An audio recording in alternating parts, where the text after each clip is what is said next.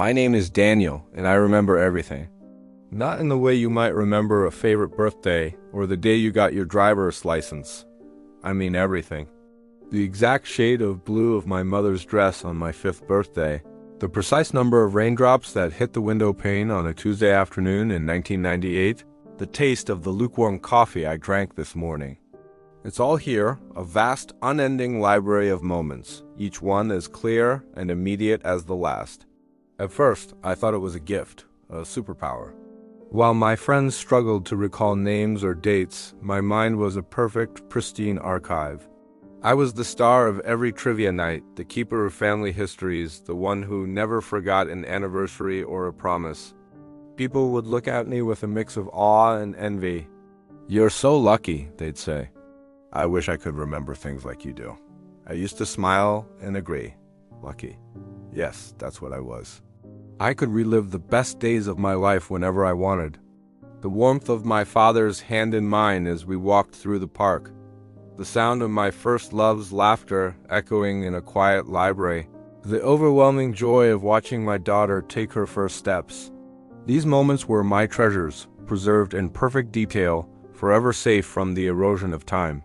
But time is a funny thing. It's supposed to move forward, to soften sharp edges, to heal. For everyone else, it does. Memories fade, becoming blurry photographs, nostalgic stories told with gentle fondness.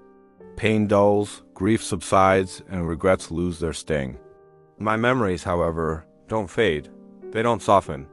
They are relentless. Every mistake I've ever made, every harsh word I've ever spoken, every moment of failure and humiliation plays on a continuous loop in my mind. I can feel the sting of rejection from a childhood friend as if it happened 5 minutes ago. I can hear the slamming door after my first big argument with my wife, the sound ricocheting in my skull with the same force it had 20 years ago. The last words I said to my father before he passed away, they aren't a faint echo. They are a constant, booming pronouncement of my regret. There's no escape, no place to hide. While others find solace in forgetting, I'm trapped in a prison of perfect recollection. Imagine trying to sleep, but instead of darkness, your mind is a blindingly bright cinema, showing a chaotic montage of your entire life. The happy moments are there, yes, but they're jostled and crowded by the painful ones, each demanding equal attention. The joy of my wedding day is immediately followed by the crushing weight of a business failure. The innocent delight of my daughter's first words is tainted by the memory of a stupid, hurtful fight I had just hours before. There is no filter, no hierarchy, just an endless, overwhelming flood of experience. I tried to explain it once, to a therapist. He listened patiently, nodding, and then he gave it a name, hyperthymesia. Highly superior autobiographical memory, a rare neurological condition. Having a name for it didn't help. It just confirmed that I was different, that my brain was wired in a way that defied the natural human process of letting go. He suggested mindfulness, techniques to focus on the present. But how can you focus on the single drop of water that is now when you being constantly drowned by the ocean of then? The past isn't the past for me. It's an ever-present reality, as tangible and real as the chair I'm sitting in. I watch people. I see them laugh about old embarrassing stories, the pain long since evaporated, leaving only the humor.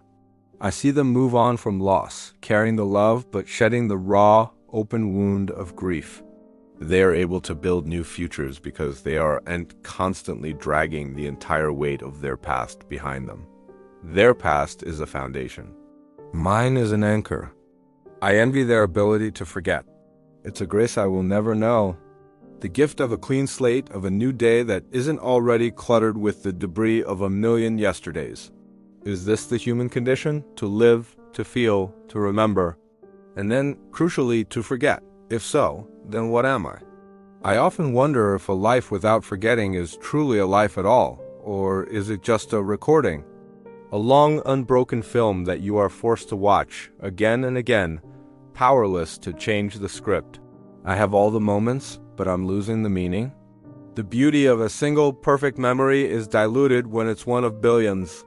The significance of a lesson learned is lost when the mistake is replayed with the same sharp clarity day after day.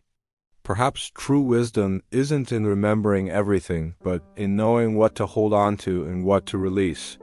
I walk through my life like a ghost, haunted by my own past. The faces of people I've known, the streets I've walked, the songs I've heard, they're all layers of a dense, intricate tapestry I can never unravel. I see the world through a filter of everything that has ever happened. Sometimes I close my eyes and I try to imagine it.